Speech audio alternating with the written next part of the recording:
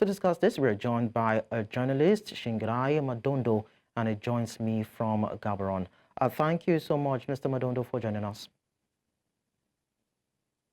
Thank you very much. So what were the immediate reactions from parliamentarians and the public to Vice President Gaolathe's budget speech?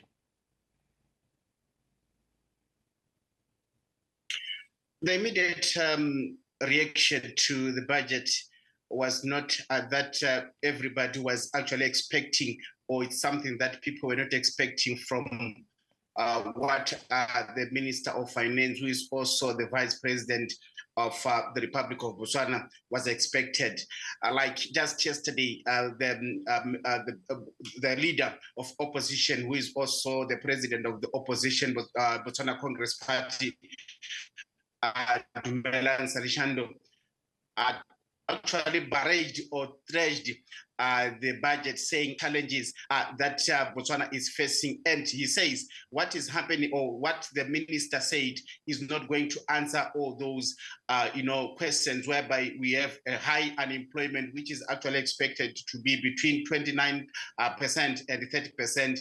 And in the first quarter of this particular, or the last quarter rather, of 2024, it actually rose to 38% because of company closures, as well as some of the businesses that were not doing well, that ended up retrenching. So I say the budget does not speak to the socio-economic challenges that Botswana is facing at the moment. So does that mean that there were no key points from the budget speech that resonated with the citizens?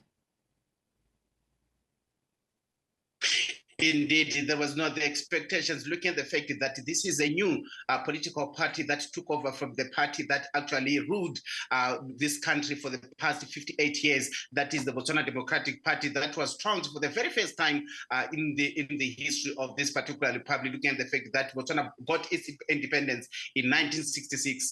But now, the umbrella for democratic change under the leadership of Advocate Duma Boko, actually, they were campaigning, they actually made a lot of promises that were meant to actually economically empower the people of Botswana. But looking at what Ndaba, who is the Minister of Finance, said, it is not talking to those issues, looking like the old pension fund that was actually paid at about 830 pula, which is almost just about $70, or if not $80 per month. It was raised to 1,400, which is just $200. But the expectation was that it was going to be at least $200 per month, but they failed to do so. They actually rose it to at least $100. So this means then that they failed to also honor that single one, looking at the fact that they are going to create a lot of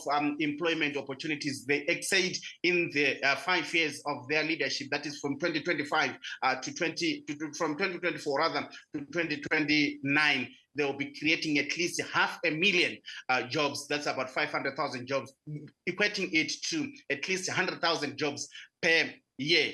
But from the look of the things, from the budget that was actually presented on Monday, it doesn't speak to that particular point, looking at the fact that the developmental budget just over 20 billion, and they're saying, what can we do with 20 billion to actually create the much needed employment opportunities? So people are dejected.